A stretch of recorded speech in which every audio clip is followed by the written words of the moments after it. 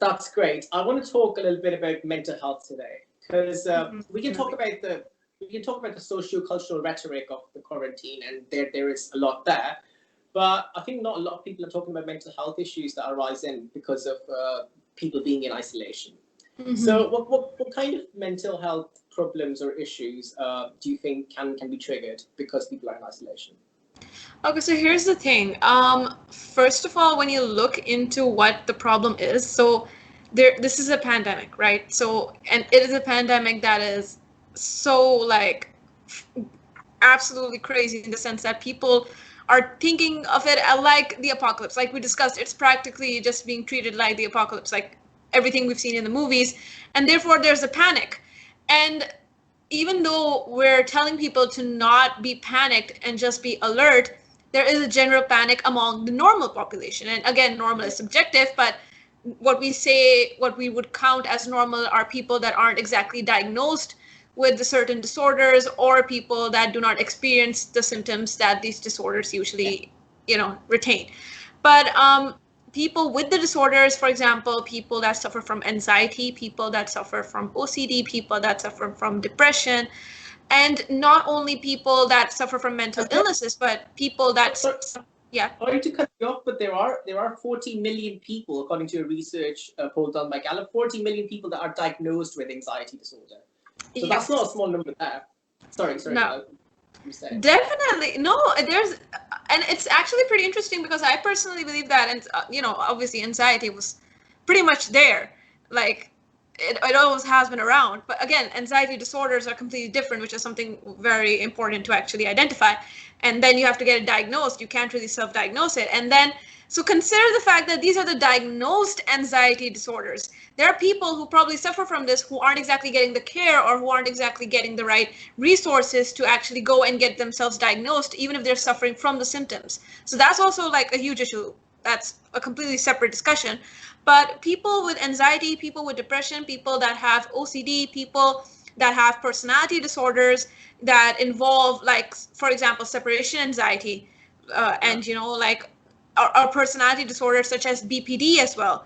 And not only that, but other than the people that are suffering from mental illnesses, people that had toxic home environments, people that suffered from domestic abuse, and they would, look for their jobs or going outside as a form of escape or as a form of relief from that environment.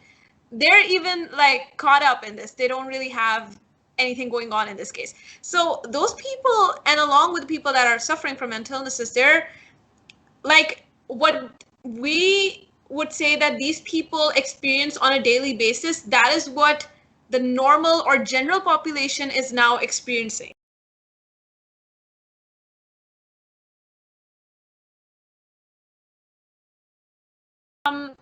The entire idea of like why you usually do get this sort of anxiety or this panic is because you're either worrying about what has happened or what is going to happen, and you're not really focusing in the moment except on the fact that, oh my god, I'm panicking because my heartbeat's going crazy and this and that's the only in moment thought that you're in.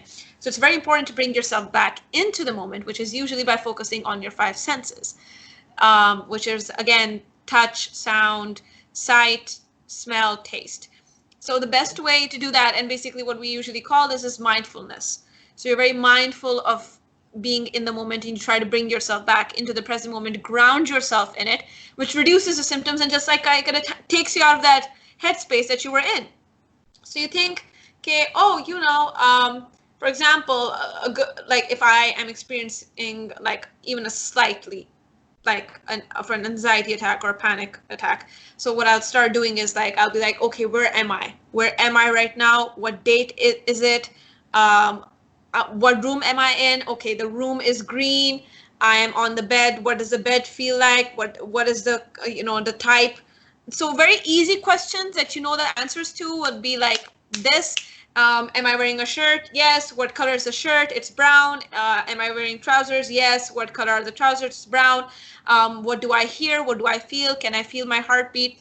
And sometimes it's very helpful for people that do suffer from anxiety to practice this even when they're not suffering from any anxiety attacks or panic attacks at that current moment. They can do this before sleeping or just randomly whenever, just either laying on the bed or sitting outside in the lawn, and just like close your eyes and just literally be in the moment. That is as much as I can emphasize on this, that you feel the grass against your skin, and you're focusing on that sensation, and you're focusing on the air going into your lungs, and you feel your lungs swelling up with air, and your stomach then being emptied as you exhale.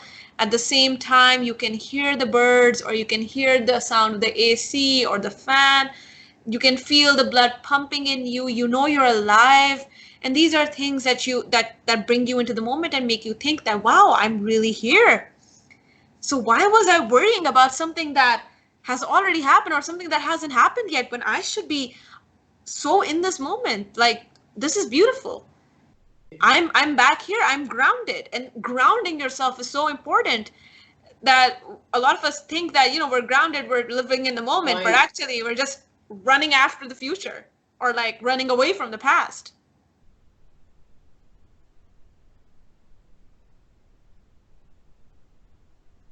My favorite quote that I've ever read in my life is by Sylvia Plath, and you probably know this, as we all do, which she says, "I took a deep breath and listened to the old bray of my heart. I am, I am, I am." I think she's talking about mindfulness there as well. Yeah, no, definitely. If you just understand that you do exist, if you get some faith of the fact that you do exist and you're here in this moment, in this reality, and in the planes of realities, so to speak, then that really helps, and that really takes you away from different anxieties and frustrations and problems, psychological problems, or emotional problems. Another perspective that people have on this, and rightfully so, a lot of people have we all have our limitations, and we're slaves to our captivity, our preconditioning, our narratives, and our dialectics. I get that. For a lot of people, they don't see it this way. This gives them anxiety, the hopelessness, the fact that whatever they do, their efforts might be more or less impotent in the grander scheme of things. This gives them anxiety because they want to change the world, for example. Like your friend, he wants to stop the martial law, what have you. And they feel like they can't really do much about it, and the fact that they can play their part in whatever narrative they're in isn't enough for them, and that gives them really bad panic and anxiety, and can depress someone as well. This has led to some people developing suicidal behavior. Some people I personally know develop suicidal behavior because of this. So what would you say to people like that, for those who don't find this enough?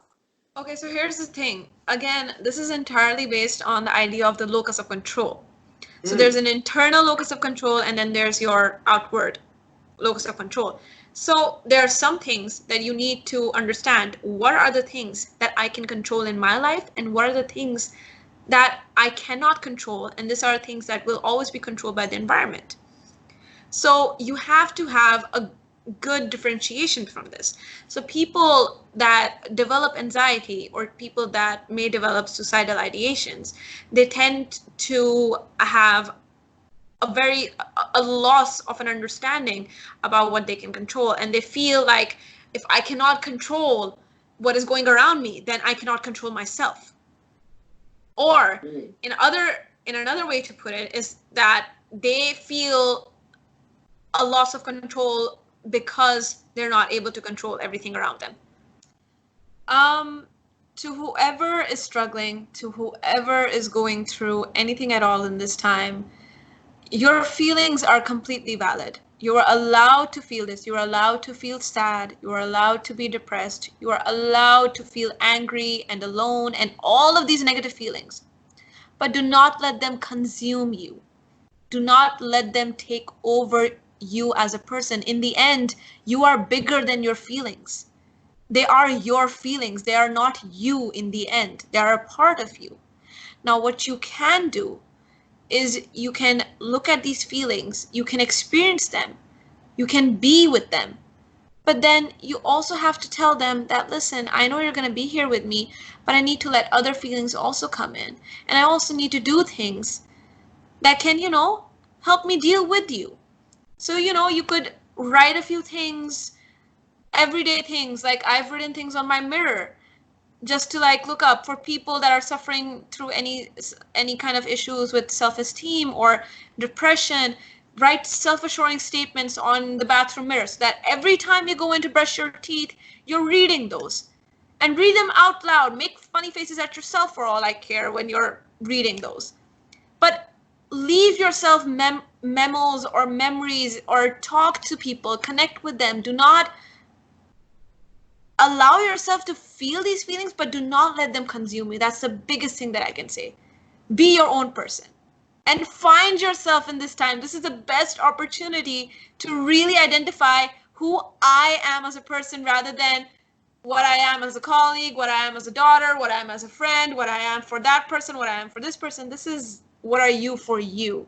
So again, stay positive, stay home, stay well, stay healthy, and be you. In archetypal biblical terms, like they mentioned in Gnostic Bibles, Christ says that you should try to find the paradise within. Everything that you need lies within you.